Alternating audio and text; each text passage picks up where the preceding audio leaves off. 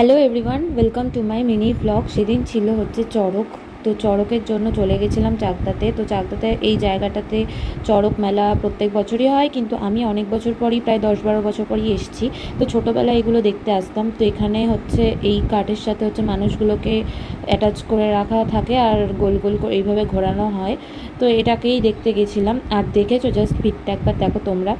তো এখানে এই শোটা দেখার পর দেখছিলাম যে কী আর হচ্ছে। তো এখানে তো এত ভিড় ছিল, আমি এত ভিড় কোথাও দেখিনি। তো বিশাল ভিড় ছিল, মনে হচ্ছিলো সেই দুর্গাপুজোর প্যান্ডেলে মানে ঘুরছি।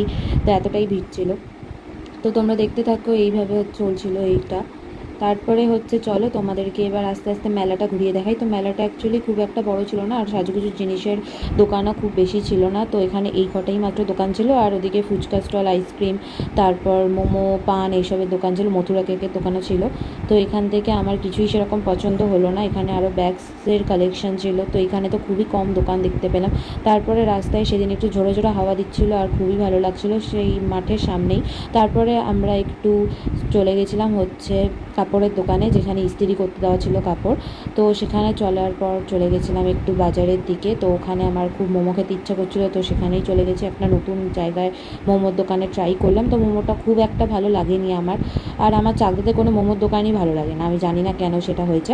তারপরে মোমো খেয়ে চলে গেছিলাম একটু বাজার করতে। তো এখান থেকে সবজি বাজার করা হলো।